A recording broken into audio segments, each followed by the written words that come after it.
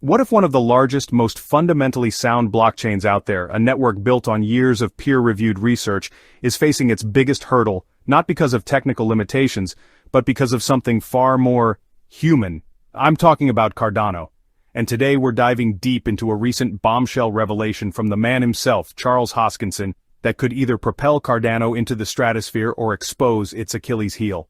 This isn't just about price pumps, it's about the very soul of decentralized finance and the surprising truth about what it might really need to succeed. Alright, let's set the stage. For years, Cardano has been building, slowly, meticulously, like a master craftsman refining his art.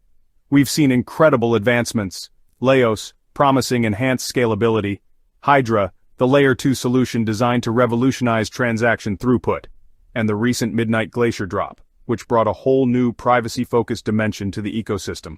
These aren't small wins, folks. These are monumental achievements that solidify Cardano's position as a technological powerhouse. For a long time, the narrative around Cardano has been about its foundation, its security, its decentralization, and rightly so. These are core tenets of blockchain technology, and Cardano has championed them like no other. But here's where things get interesting and a little bit unsettling. Despite all these technical triumphs, despite building out this incredible infrastructure, there's been a growing whisper in the crypto streets, a nagging question. Where's the buzz? Where's the widespread adoption that matches the innovation? And then Charles Hoskinson, the enigmatic founder of Cardano, dropped a bomb. He took to X, formerly Twitter, and basically told us, point blank, that Cardano is facing a narrative void. A narrative void.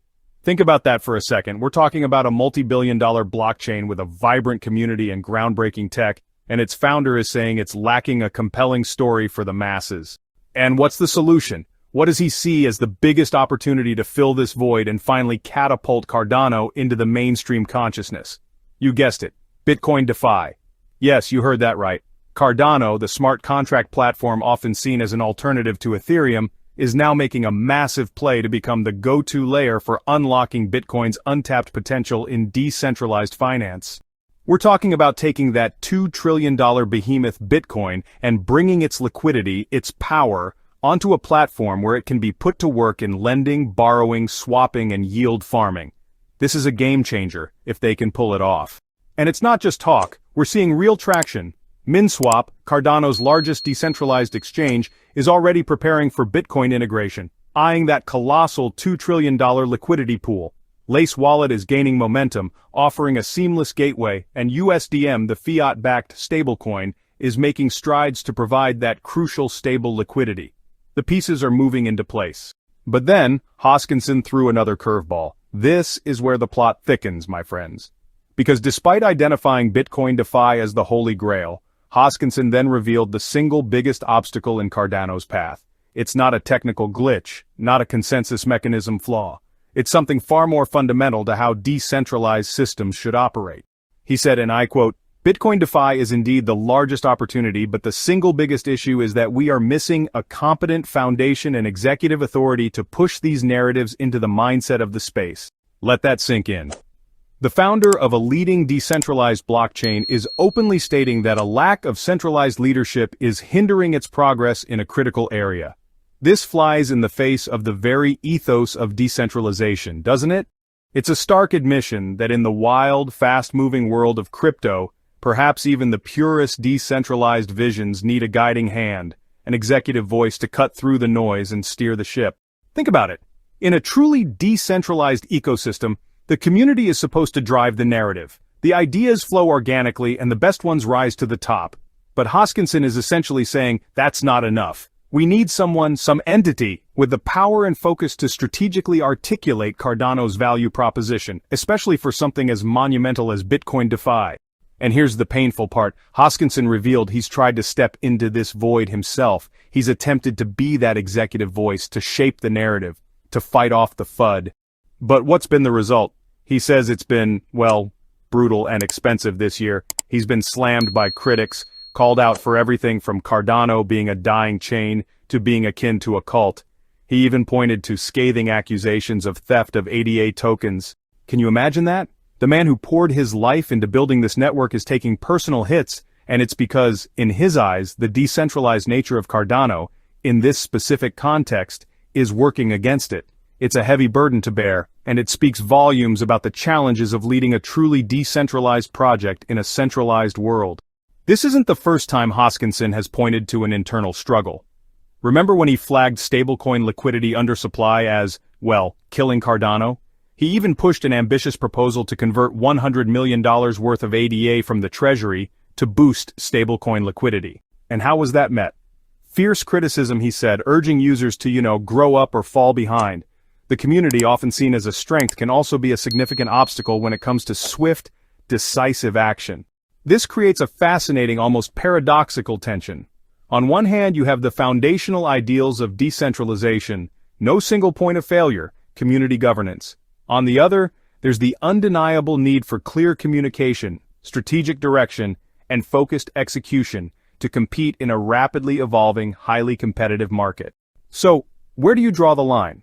How do you maintain decentralization while also having the agility and force to dominate a new frontier like Bitcoin DeFi?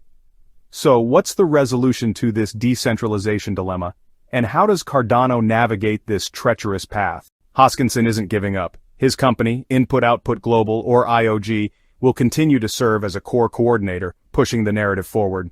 But he knows that's not enough, and honestly, he shouldn't be shouldering this burden alone. This is where the upcoming Rare Evo crypto conference becomes absolutely critical. Hoskinson is hinging his faith on this event as a chance for, well, a reset. A chance for the community to come together to clarify those lingering governance issues, and perhaps most importantly to update the Constitution to include delegated executive authority. This is huge. It means the community might collectively decide to empower a specific entity or group with the authority to act, to lead the charge, to be that executive voice for Cardano's strategic initiatives. It's not about handing over control, but about creating a mechanism for efficient and impactful leadership within a decentralized framework. This is about evolving decentralization, adapting it to the realities of a competitive market. And what's one of the biggest initiatives they plan to launch at Rare Evo to support this Bitcoin DeFi vision? A sovereign wealth fund. Imagine that. A fund specifically designed to support Bitcoin DeFi growth on Cardano, potentially investing in crucial infrastructure, incentivizing development, and attracting even more liquidity. So, this isn't just about narratives, it's about putting serious capital and, real strategic firepower behind this ambitious goal. If this plan actually comes to fruition, if the community truly embraces the need for a focused executive voice and backs it with a dedicated sovereign wealth fund, well then Cardano's Bitcoin DeFi push could be absolutely unstoppable.